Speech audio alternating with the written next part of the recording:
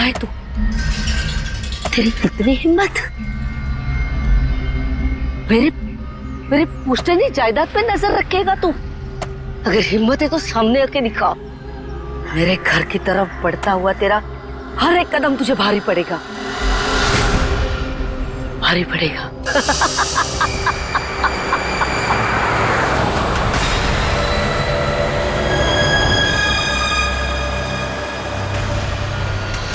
यार यहाँ पे तो कोई भी नहीं दिख रहा, किससे पूछूं? इतना घना जंगल है, कोई साइन बोर्ड भी नहीं है यहाँ पे।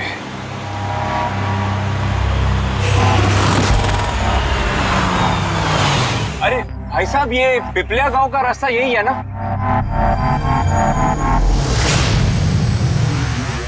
अरे सुनो ना भाई साहब, अरे बड़ा अजीब आदमी है।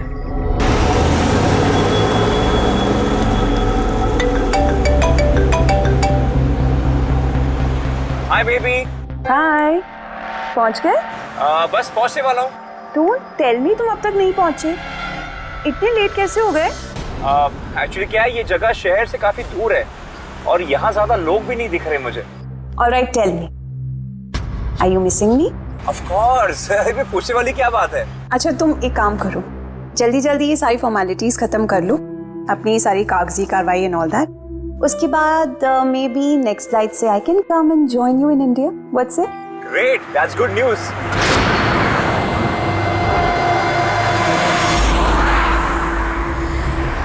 अच्छा बेबी, मुझे लग रहा है कि मैं पहुंच गया हूँ, वो मकान दिख रहा है मुझे।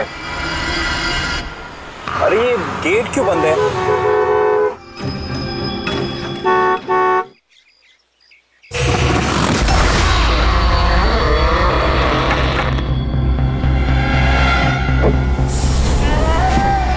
जी? राय रंजीत के मकान में जा रहे हो? हाँ? मत जा, वो तेरी जिंदगी की सबसे बड़ी गलती होगी। मत जा। लेकिन आप कौन है? मैं तुम्हारी मौत, तुम्हारी मौत।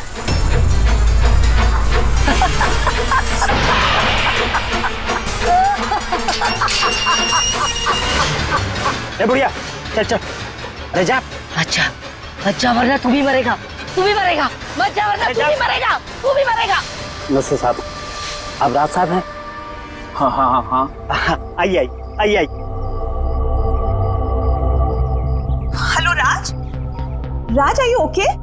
कौन था? हाँ हाँ, अरे वंदना मैं ठीक हूँ, कोई नहीं था और मैं पहुंच गया हूँ। ठीक है, बंगले पे मैं कॉल करता हूँ तुम्हें। Okay okay, you take care. हाँ, I will speak to you soon. Bye bye bye.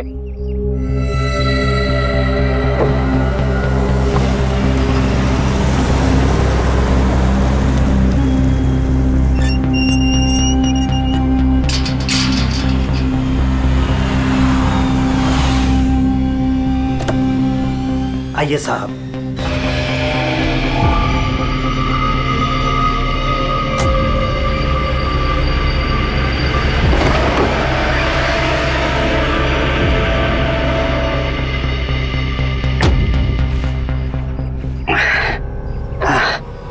साहब, सफर में कोई तकलीफ तो नहीं हुई? नहीं, लेकिन वो औरत कौन थी? बुढ़िया औरत जो आपसे बात कर रही थी ना, लाली नाम है उसका, थोड़ी अजीब सी है। आपको उसकी बातों का बुरा तो नहीं लगा? नहीं, बुरा नहीं लगा मुझे, पर मुझे एक बात समझ में नहीं आई कि उस औरत ने मुझे यहाँ आने से मना क्यों किया। जाने दीजिए ना साहब उसकी बातों का, थोड़ी सी हिली हुई है, कुछ भी बकती रहती है। आप आइए, अंदर आइए।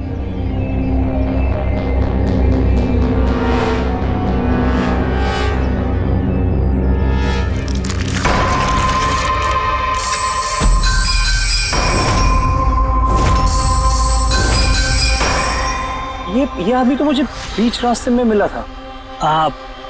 उसका नाम कमल है, यहाँ का माली। हमने सोचा अब आप यहाँ पर रहने वाले हैं तो क्यों ना बगीचे के जो रंग बिरंगे फूल हैं फिर से खिल उठाएं। अच्छा, आइए साहब।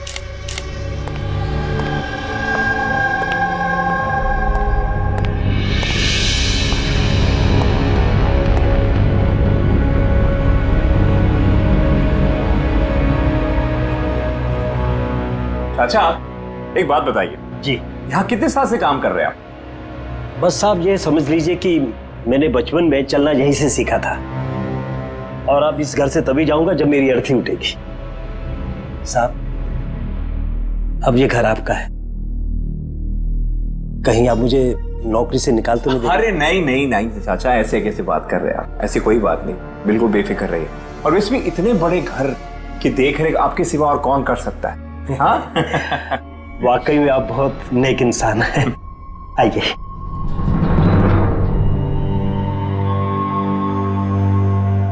साहब, ये है आपका रूम, वॉशरूम उधर है, आप फ्रेश हो जाइए, तब तक मैं आपके लिए खाने पीने का बंदोबस्त करता हूँ। ठीक है। ठीक है साहब।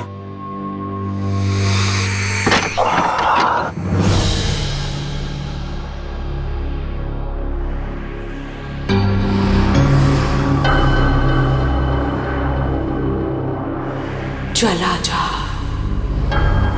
चला जा, चला जा, वरना तू भी मरेगा।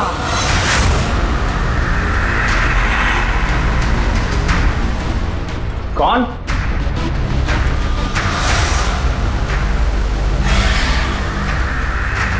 मैंने कहा ना, चला जा।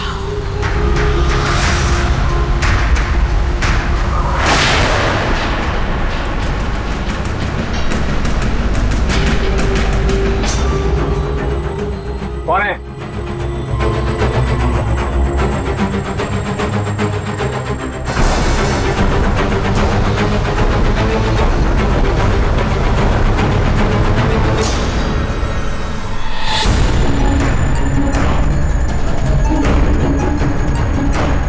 जैसे बाकी लोग मरे हैं, वैसे तू भी मरेगा।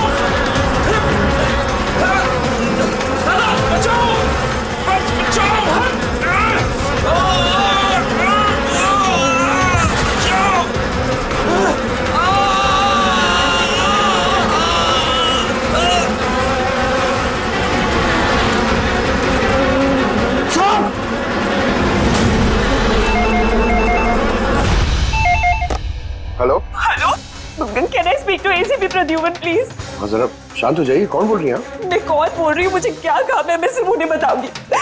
Can you just make me speak to him right now, please? एक मिनट होल्ड करिए। सर, हाँ सर, फोन कॉल है। सर कोई लेडी है, बहुत रो रही है, कह रही है सिर्फ आपसे बात करेगी। Hello hello, ACP Pradyuman. हाँ मैं एसीपी प्रद्युमन बोल रहा हूँ। सर, हाँ कहिए। सर मैं वंदना बोल रही हूँ अमेरिका से। हाँ बताइए। सर मेरे साथ बहुत बहुत बहुत बुरा हुआ सर। क्या हुआ आपके साथ? सर मेरे फियांसे राज इंडिया गए थे पुश्तैनी मकान खरीदते। सर मधुमक्खियों के काटने से उनके बहुत हो गए। क्या? अच्छा तो बताइए मैं क्या कर सकता हूँ आपके लिए? सर लेकिन मुझे लगता है कि उनकी मौत मधुमक्खियों के काटने से नहीं हुई। इनफैक्ट उनका मर्डर हुआ है। He's been killed। पर ऐसे क्यों लगता है आपको कि उनका खून हुआ है? सर वो जब प्रॉपर्टी खरीदने के बाद कागजी कार्रवाई के लिए जा रहे थे तो तब क्या हुआ? सर मैंने साफ साफ सुना था राज को कोई औरत धमका रही थी। कौन थी वो औरत? No sir, I have no clue. जरा एक बात बताइए, क्या आपके राज की यहाँ इंडिया में किसी के साथ कोई दुश्मनी थी, कोई झगड़ा वगड़ा हुआ था? नहीं सर, राज की किसी के साथ कोई एनिमिटी, कोई दुश्मनी नहीं थी। इनफैक्ट राज तो इंडिया में किसी को जानता ही नहीं था। तो फिर कौन कर सकता है ये? कौन जान ले सकता है राज की? क्या आपको किसी पर शक है? नहीं सर, कोई शक नहीं। सर राज तो एक नेक काम करने जा रहे थे। कैसा काम? He wanted to start an orphanage. सिर्फ एक अनाथ आश्रम खोलना चाहते थे वो। वाकई नेक काम है, लेकिन किससे खरीदने वाले थे मकान वो? सब मकान तो वो ऑलरेडी खरीद चुके थे गवर्नमेंट से नीलामी के बाद। वो सर इंडिया कागजी कार्रवाई के लिए गए थे। देखिए, एक काम कीजिए, सारे के सारे डिटेल मुझे भेज दीजिए, मैं आपकी पूरी की पूरी मदद करूंगा, ठीक है? सर मैंने सीआईडी के बारे में बहुत सुना। सर मुझे भी जस्टिस मिलेगी ना? वंदना जी, मैं आपसे वादा करता हूं, आपको पूरा का पूरा इंसाफ दिलाएंगे हम, और जिसने भी आपके राज के साथ बुरा किया है उसे हम सजा दिलवाएंगे। वंदना, उसका मंगेतर राज अमेरिका से इंडिया आता है मकान खरीदने, अनाथ आश्रम चलाने, और राज की मौत होती है मधुमक्खी के काटने से। इंटरेस्टिंग।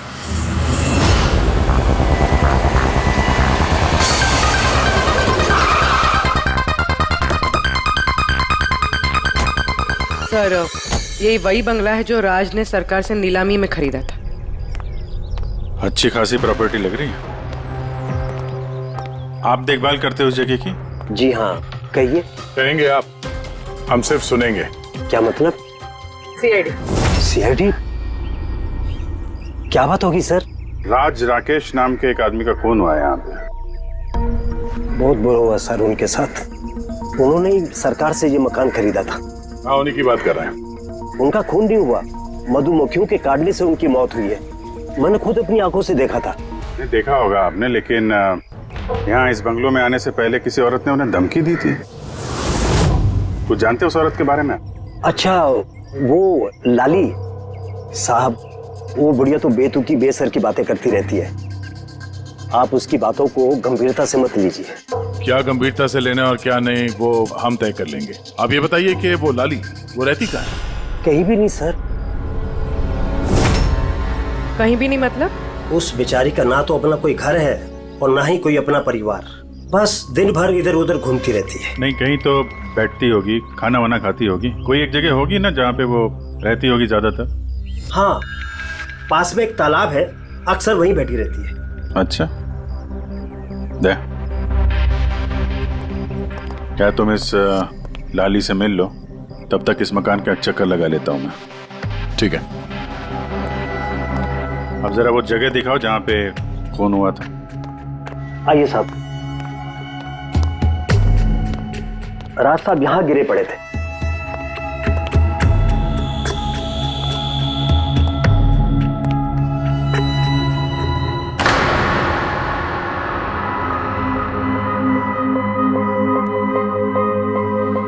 पहले मधुमक्खियों ने राज साहब को मारा, फिर वो खुद मर गए। ये मधुमक्खी के हमले यहाँ पे अक्सर होते रहते हैं क्या? नहीं साहब, इससे पहले तो मैंने एक मधुमक्खी भी नहीं देखी यहाँ। पता नहीं राज साहब के पीछे इतनी सारी मधुमक्खियां अचानक कहां से आ गई। राय रंजीत की हवेली से आ रहे हो ना तुम लोग?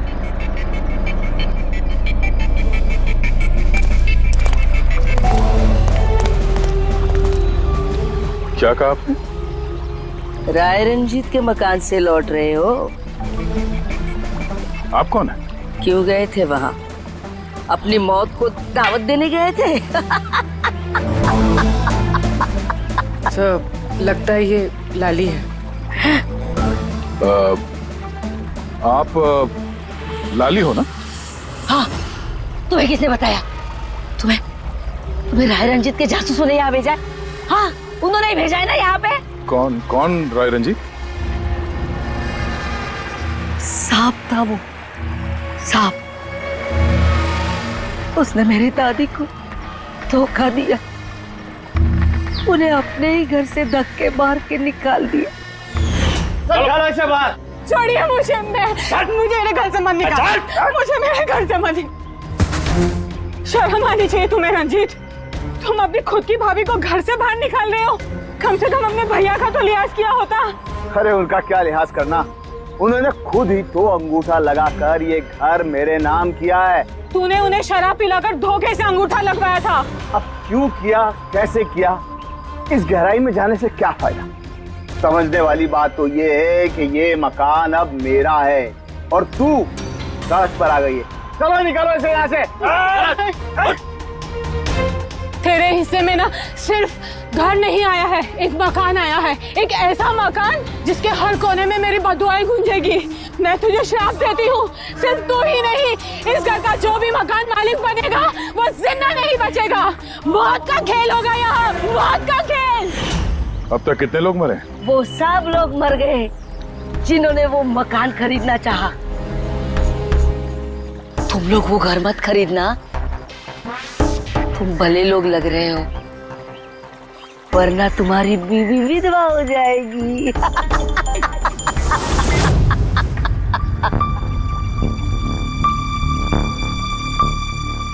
माँ जी, ये कुछ पैसे हैं, काम आएंगे।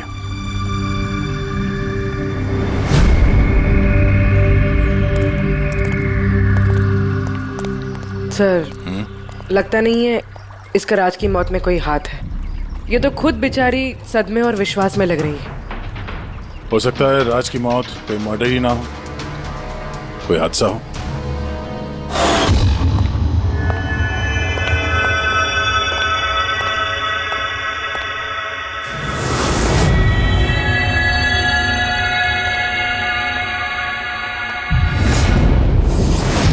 अरे ये कमरा खुला कैसे? ये तो बंद था। एक मिनट रुको, शायद राज ने खोला।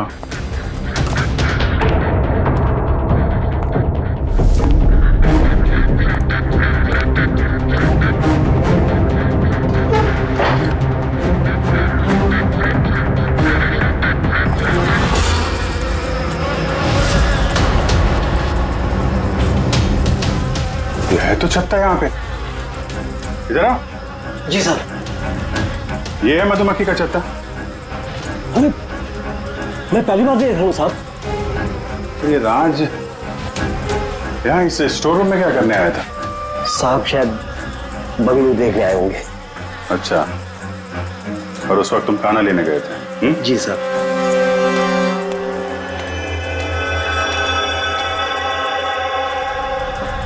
वो कौन है? वो कमल है साहब, यहाँ का माली। जब राज साहब की मौत हुई थी तो ये था यहाँ पे? जी हाँ था। कमल इधर आओ, साहब बुला रहे। जी सर। कमल, जब राज साहब की मौत हुई थी तो यहाँ आसपास किसी अनजान आदमी को देखा था तुमने? कोई अजीब सी घटना हुई हो? नहीं साहब। तो ये छत्ता यहाँ पे है तो तुम्हें कुछ काम करने में परेशानी नहीं होती? मधुमक्खी ने काटा नहीं तुमको कभी? नहीं सर, मधुमक्खी तो तब काटती ना जब यहाँ कोई छत्ता होता। पहले तो मैंने ये छत्ता यहाँ देखा ही नहीं साहब। क्या बात कर रहे हैं? हाँ साहब, मैंने आपसे पहले कहा ना कि इससे पहले इस घर में हमने एक मधुमक्खी भी नहीं देखी। कमाल है। फिर ये छत्ता आया कहाँ से? और मधुमक्खियों ने राज को ही क्यों काटा? ये तो कोई एक्सपर्ट ही बता सकता है। आसान थे। क्या पता चला राज की मौत के बारे में? मौत कैसे हुई? बॉस, इसकी मौत मधुमक्खियों की वजह से हुई है। यार तुझे पूरा यकीन है राज की मौत मधुमक्खियों की वजह से ही हुई है? हाँ बॉस, ये डॉक्टर ने जो रिपोर्ट बनाई है मैंने वो भी देख ली। इस राज का अच्छी तरह से चेकअप भी कर लिया। मुझे पूरा यकीन है राज की मौत मधुमक्खियों के डंक के जहर की वजह से ही हुई है। सर, बचपन में मुझे मधुमक्खी ने काटा था, मैं तो जिंदा हूँ। हाँ सालू के सब, पंकज पे जहर का असर क्यों नहीं हुआ? यानी पंकज को मधुमक्खी ने काटा था, मधुमक्खियों ने नहीं काटा था। बॉस, अगर एक दो मधुमक्खी काटे तो बात समझ में आती है, लेकिन सैकड़ों मधुमक्खियां अगर हमला कर दे तो इट्स इम्पॉसिबल। मधुमक्खियों के डंक से साळुंखे कहता है कि राज की मौत मधुमक्खियों के डंक से हुई है, मधुमक्खियों के जहर से। और राज की मंगेतर वंदना कहती है कि राज का खून हुआ है।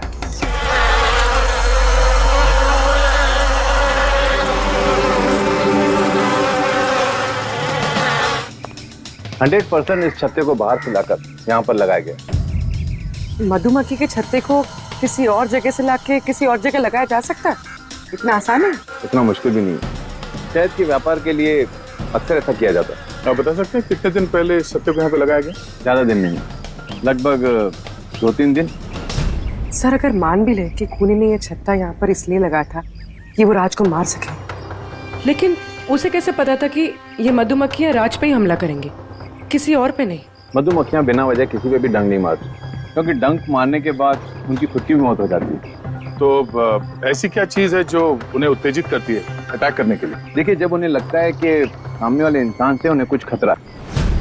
अच्छा केदार साहब, ऐसा हो सकता है क्या कि मधुमक्खियों को ट्रेन किया जा सके कि वो किसी एक आदमी पे हमला करें? कैसी बातें करते हैं अभिजीत साहब, ये मधुमक्खियाँ शार्प शूटर नहीं कि कोई भी इन्हें कह दे कि फलां फलां को डंक मारकर आ जाओ। अच्छा, आपने अभी भी कहा कि ये मधुमक्खी किसी को काटने के बाद ये खुद भी मर जाती है, तो ऐसी क्या मजबूरी है कि वो किसी को काटती है? जरा डिटेल में समझाएंगे? मधुमक्खी जब भी किसी को डंक मारती है तो फेरोमोन नाम का एक गंध छोड़ती है, जिससे कि बाकी मधुमक्खियां सचेत होकर सब मिलकर उस पर हमला कर देती हैं। इसीलिए मैंने पहले भी कहा था, मधुमक्खियां बिना वजह किसी पे भी हमला नहीं करती। जरूर राज ने मधुमक्खी के छत्ते के साथ कुछ छेड़खानी की होगी। सर, खूनी को कैसे पता था कि राज इस छत्ते के साथ छेड़खानी करेगा? कहीं ये मौत वाकई हादसा तो नहीं? नहीं पूर्वी, राज के आने के ठीक 2 दिन पहले इस छत्ते को यहाँ पे लगाना ये कोई संयोग तो नहीं हो सकता। सर, राज की मौत के बाद ये घर वंदना के नाम हो जाएगा, कहीं इन सबके पीछे वंदना तो नहीं है? वंदना इंडिया कब आ रही है? What nonsense! How could you even think like that? आप ऐसे कैसे सोच सकते हैं कि राज की मौत के पीछे मेरा हाथ हो सकता है? और फर्ज कीजिए कि राज की मौत के पीछे मेरा हाथ था, तो मैं आप लोगों को फोन क्यों करती? पुलिस तो ऑलरेडी ये केस क्लोज कर चुकी थी ना। देखिए, हम सिर्फ पूछ रहे हैं। वैसे राज जी के बाद ये मकान किसके नाम पे है? I don't know. राज ने गवर्नमेंट से मकान खरीदा था, तो शायद गवर्नमेंट को वापस मिल गया। मुझे अभी तक कोई नोटिस नहीं है। हाल फिलहाल में राज का किसी के साथ कोई झगड़ा हुआ था? I have already told you that Raj एक नेक दिल इंसान थे और उनका किसी से दुश्मनी होना वॉज इम्पॉसिबल। अगर मुझे पता होता कि राज की नेक दिली उनकी जान ले लेगी तो मैं उन्हें कभी इंडिया आने ही नहीं देती। ये अनाथ आश्रम खोलने का ख्याल राज जी के दिमाग में कैसे आया? राज खुद अनाथ थे, इसलिए वो दूसरे अनाथ बच्चों की फीलिंग समझते थे। वो अनाथ बच्चों को घर जैसा माहौल देना चाहते थे, और जैसे उन्हें पता चला कि गवर्नमेंट ये मकान नीलाम कर रही है तो राज ने सबसे ऊंची बोली लगाकर ये मकान खरीद लिया। तो कहीं इस राज की मौत का कारण ये घर तो नहीं है? हो सकता है कोई और भी इस घर को खरीदना चाहता था, राज बीच में आ गया इसलिए। What? कोई इतना नीच कैसे हो सकता है? इस दुनिया से इंसानियत उठ गई है क्या? इंसानियत है वंदना जी, इंसानियत है, लेकिन कुछ लोग हैं जो इंसानियत में जहर घोलने पे तुले हुए हैं।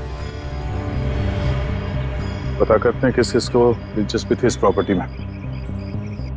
देखिए सर, मैं आप लोगों को नहीं बता सकता हूँ कि राज जी के अलावा किन किन लोगों ने इस नीलामी में हिस्सा लिया था।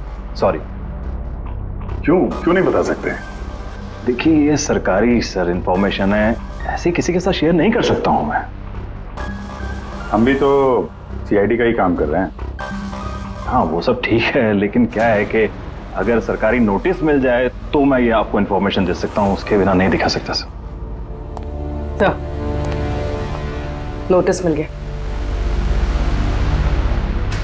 आप खुश हैं? आप देखिए, अगर काम कायदे से होता है तो अच्छा लगता है।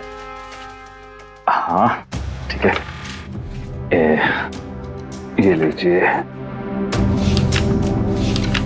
ये लीजिए। कुल मिलाकर सर 12 लोग थे जो इस बंगलों को खरीदना चाहते थे सर। सर इस बंगलों के पास एक्चुअली सरकार एक हाईवे बना रही है, इसलिए सब लोग बढ़ चढ़कर बोली लगा रहे हैं और हर कोई इस बंगलों को खरीदना चाहता है। अच्छा, ये राज जी की मौत के बाद अब ये मकान किसको मिलेगा? देखिए, राज जी ने कागजी कार्यवाही पूरी नहीं की थी, इसलिए नीलामी अब दोबारा से होगी और जो विजेता होगा उसको ये बंगलो मिल जाएगा। आई सी। और ये नई नीलामी कब होगी? देखिए सर, अभी उसकी डेट तो तय नहीं है सर, लेकिन आपको एक बात और बताना चाहूंगा सर कि राज जी से जितने भी बिल्डर्स थे वो काफी भड़के हुए थे, काफी नाराज थे, क्योंकि उन्होंने सबसे ज्यादा बोली लगाई थी। नहीं सर, एक्चुअली उन्होंने डेडलाइन के बाद बिड सबमिट की थी सर, इसी वजह से लोग नाराज थे उनसे। लेकिन अगर डेडलाइन के बाद उन्होंने बिड किया था तो सरकार ने एक्सेप्ट कैसे कर लिया? सर एक्चुअली वहां पर वो अनाथ आश्रम खोलना चाहते थे और सर अमेरिका से जो इंडिया का वक्त का फर्क है सर वो 9.5 घंटे का है, इसलिए सरकार ने वो बिड एक्सेप्ट कर ली थी। देखिए, अब घर तो उसी को मिलेगा जिसकी किस्मत में होगा सर। किस्मत में नहीं भी होगा तो उसने अपनी किस्मत की रेखाएं बदलने के लिए कोशिश तो की होगी और जरूर इस लिस्ट में से ही कोई होगा वो। ललित जी, अब तो ये दोबारा नीलामी होगी, तो जिन लोगों ने अप्लाई किया है इस दूसरे नीलामी के लिए, क्या हम उनकी लिस्ट देख सकते हैं? नो सॉरी, ये लिस्ट आपको मैंने इसलिए दिखा दी कि ये नीलामी हो चुकी है, लेकिन वो जो नई लिस्ट आने वाली है सर वो तो आप किसी भी कीमत पर नहीं देख सकते। अरे अरे अरे अरे साळुंखे, तू क्या करने क्या जा रहा है यार? क्या सुन रहा हूं मैं? जो सुना है सही सुना है बस। क्या सुना? रिजाइन हो रहा है तू? हाँ। क्यों क्यों? बस मेरा टाइम आ गया। क्या टाइम आ गया? 1 मिनट टाइम है यार अभी। अरे ये टाइम नहीं यार। तो फिर देखो, हर इंसान को लाइफ में एक न एक दिन रिटायरमेंट लेना पड़ता है ना, चाहे वो क्रिकेटर हो, म्यूजिशियन हो, कोई भी हो। मेरा भी टाइम आ गया, मैं भी रिटायरमेंट ले रहा हूँ। अबे कहाँ जा रहा है तू? ये देख लो। ये क्या है? देख लो देख लो।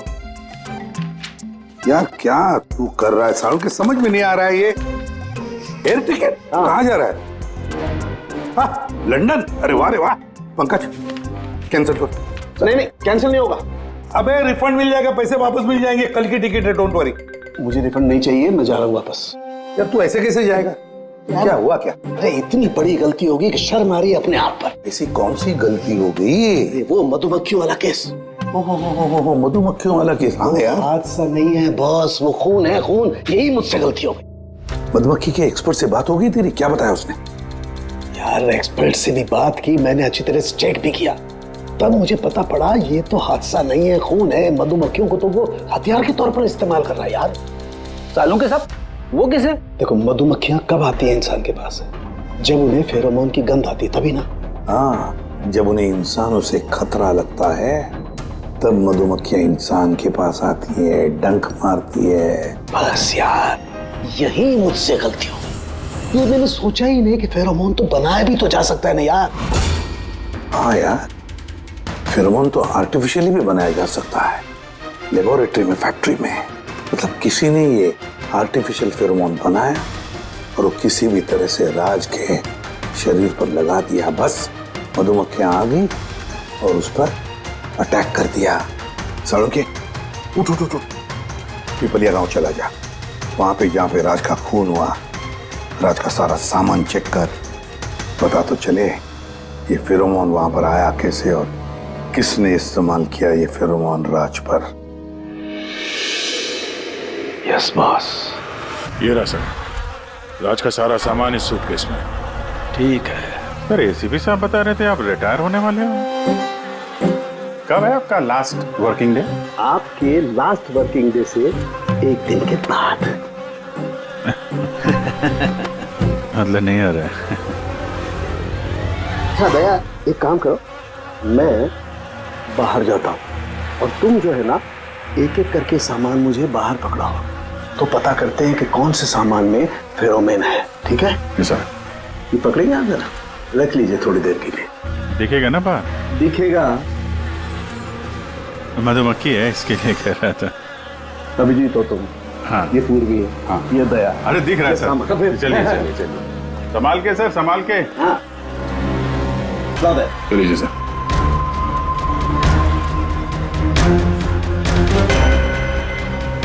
नहीं, इसमें फेरोमोन नहीं है। अरे सर संभल के। अरे कुछ नहीं, जिसमें फेरोमोन होता है उसी पर अटैक करती है।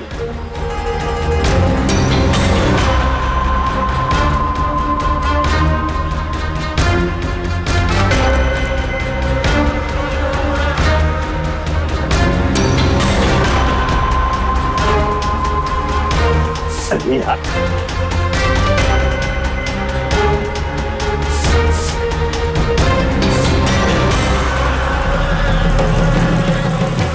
हरकत हुई, देखो देखो, अटैकिंग मूड में आई है ये मधुमक्खियां, देखो। सर किसी ने राज के परफ्यूम में फेरोमोन मिलाया। अरे यार, ये मधुमक्खियों ने मुझे काटा ना। सर आप निकलो यहाँ से। अरे यार, अरे पानी में जाओ, पानी में। पानी किधर है? अरे सामने उतर सर। अरे उधर कुआं है सर, जाओ ना। कुएं में घुस जाओ। अरे सर निकलो यहाँ से। जाइए सर।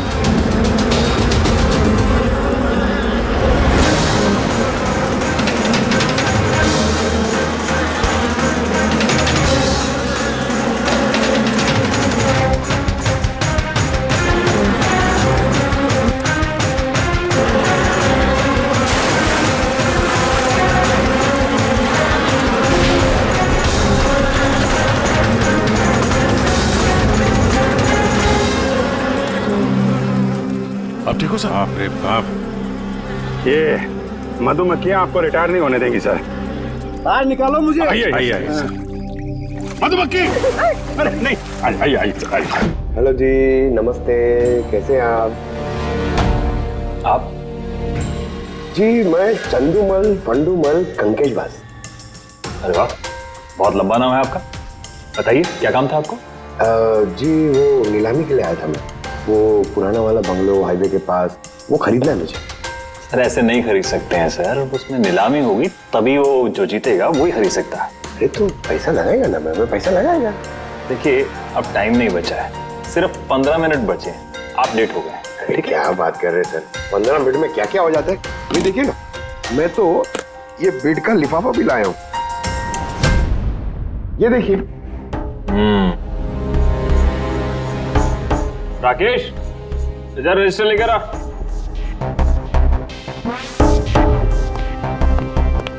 साहब को दो, एंट्री कीजिए सब। हाँ, यहाँ पर एंट्री कर दीजिए। अच्छा,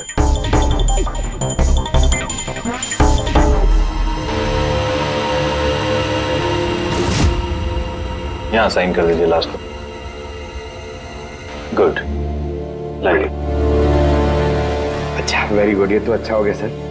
वो बंगले का चाबी? और मजाक कर रहे हैं? अरे चाबी ऐसे थोड़ा ना मिलती।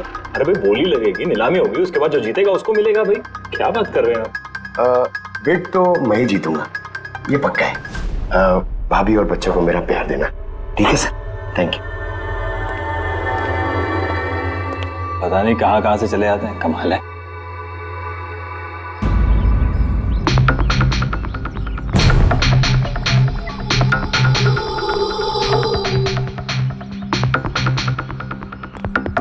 क्या भाई साहब काम हुआ? सर ये देखिए, चंदूमल फंडूमल कंकेशवास का कमाल। उठ जाओ पंकज। 12 में से 2 लोग हैं जिन्होंने दोबारा बोली लगाई है इस मकान को खरीदने के लिए, हेमंत और रोशन। मतलब खूनी इन्हीं 2 में से कोई हो सकता है। और जो कोई भी है, इस बार भी इस मकान को हथियाने के लिए किसी भी हद तक जा सकता है। दोस्तों, अब ये वक्त आ गया है कि बता दिया जाए कि नीलामी का विजेता आखिर है कौन। और मुझे बताते हुए बहुत खुशी हो रही है कि नीलामी के जो विजेता है मिस्टर रोशन। रोशन जी, आपको बहुत बहुत बधाई हो। 1 मिनट, काय की बधाई हो? सबसे ज्यादा बेट मैंने लगाई थी, ये कैसे जीत गए? देखिए भाई साहब, आपको कोई गलतफहमी हुई है। सबसे ज्यादा बेट मिस्टर रोशन ने लगाई थी, इसलिए रोशन को मकान दे दिया गया है। ऐसा हो ही नहीं सकता। मैंने बहुत ऊंची बोली लगाई थी, ये बेट मुझे मिलनी चाहिए थी। आप ऐसे ही बात कर रहे हैं सर, मैंने तीनों लिफाफे चेक किए हैं और चेक करने के बाद मिस्टर रोशन की कीमत सबसे ज्यादा थी, इसलिए मिस्टर रोशन को मकान दे दिया गया है। प्लीज कम ऑन यार, अब हार गए हो तो बच्चों की तरह रो मत। बिजनेस है, ऊंच नीच होती रहती है। बिजनेस में बेईमानी नहीं चलेगी। ये दिखाइए, आप पहले वो लिफाफे दिखाइए, मुझे अभी देखना है किसने कितने बिट करी है। दिखाइए लाइए। मुझे भी चेक। नहीं, ये नहीं दिखा सकते, ये नियम के खिलाफ है। चीटिंग करना भी नियम के खिलाफ है। मैंने 7 करोड़ की बिट करी है। 4 करोड़ इनके अभी हेड ऑफिस से फोन आएगा और बोलेंगे कि मैंने सिर्फ 3 करोड़ लगाए। कोई फोन नहीं 4 करोड़ कम। आपके कहने से फोन आएगा। चलो उठाओ, फोन उठाओ तुम्हारा अभी। ये मुझे क्या करना है क्या नहीं करना है, ये आप मुझे नहीं बताएंगे। आप ललित जी, आप तो बड़े कायदे कानून की बातें किया करते थे और फोन भी नहीं उठा रहे हैं। भाई ये तो बहुत गलत बात है। आप ब्यूरो चलिए हमारे साथ। आप कहाँ खिसक रहे रोशन जी? आप हमें मिठाई नहीं खिलाएंगे? नई प्रॉपर्टी ली है आपने? आइए, आप ही आइए। आइए आइए। सर रोशन जी बिल्कुल ठीक बोल रहे हैं सर। सर रोशन जी का इससे कुछ लेना देना नहीं है। जो भी फ्रॉड हुआ है सर मैंने किया है। ये रोशन का जुर्म अपने सिर पर क्यों ले रहे हो? अच्छा खासा पैसा दिया है क्या रोशन ने तुम्हें? और एक बात याद रख लो, ये पैसा खर्च करने को नहीं मिलेगा, क्योंकि तुरंत फांसी होगी तुम्हें। सर इतनी सी बेईमानी के लिए फांसी चढ़ा देंगे? नहीं नहीं नहीं, बेईमानी के लिए नहीं, खून के लिए फांसी होगी। सर खून? किसका खून सर? राज राकेश का खून, जिसने पिछली नीलामी में वो प्रॉपर्टी खरीदी थी। सर लेकिन मैंने किसी को नहीं मारा सर। सर मैंने नहीं मारा है सर किसी को। पता है, इस रोशन ने मारा है। तो इसकी पोल खोल दो, वरना इसके पाप का मटका तुम्हारे सिर पे फूट जाएगा। सर ये क्या कह रहे हैं सर आप? मैं भला राज को क्यों मारूंगा सर? इस प्रॉपर्टी के लिए, और किस लिए? क्या कह रहे हैं आप सर? सर मैं मानता हूं कि मैं ललित के साथ मिलकर नीलामी में छोटी मोटी हेरा फेरी करता था, पर सर एक प्रॉपर्टी के लिए किसी का मर्डर थोड़ी कर दूंगा मैं। तो मतलब तुम्हारे कहने का मतलब है तुमने ये खून नहीं किया? नहीं सर।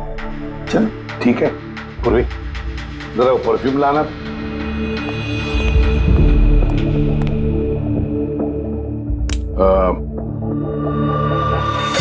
ये परफ्यूम छिड़क दूं? हाँ?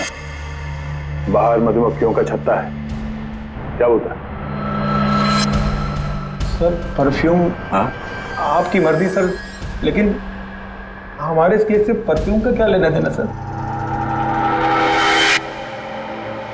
मुझे वाकई पता नहीं इस परफ्यूम का कोई इस केस से संबंध है। सर जी हम सच कह रहे हैं सर, राज्य की मौत से हमारा कोई संबंध नहीं है सर। ललित बिल्कुल ठीक कह रहा सर।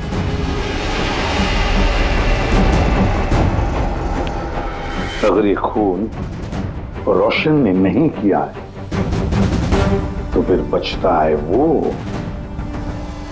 वही एक। इन कागज से साबित होता है कि तुम राय रंजीत के पोते हो। तुम्हारे पास तो बहुत बड़ी वजह थी इस मकान को वापस पाने के लिए, क्यों?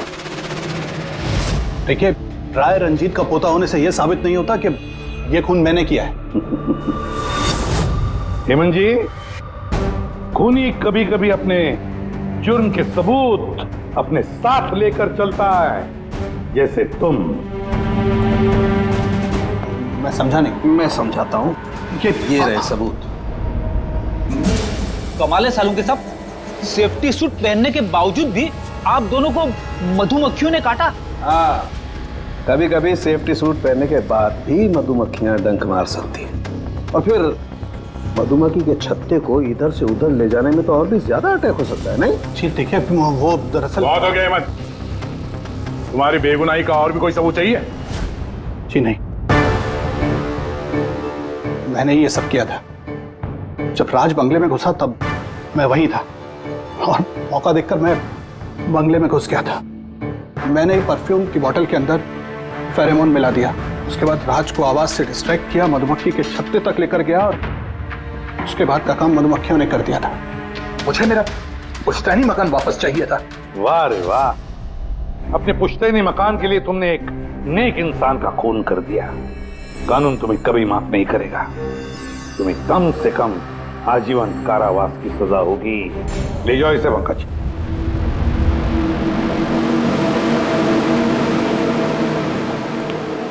पंखे, केस खत्म, रिटायर हो सकता है तू। मुझे रिटायर होना ही नहीं है। कल तक तो बोल रहा था रिटायर करो। वो कल की बात थी। भगवान, मतलब पीछा तो नहीं छूटने वाला इस आदमी से अपना। हाँ, पीछा नहीं छूटने वाला है किसी का, किसी से नहीं। मुझे तुम्हारे बिना चैन नहीं, और तुम्हें मेरे बिना चैन नहीं।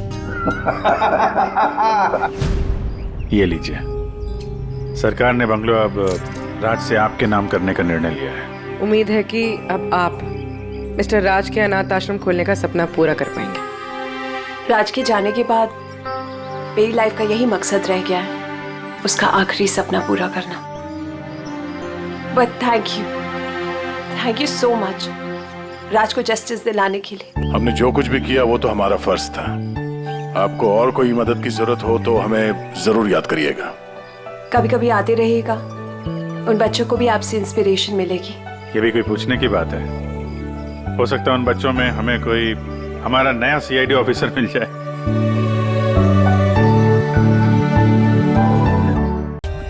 For more updates, subscribe to our channel, click the show links and enjoy watching the videos.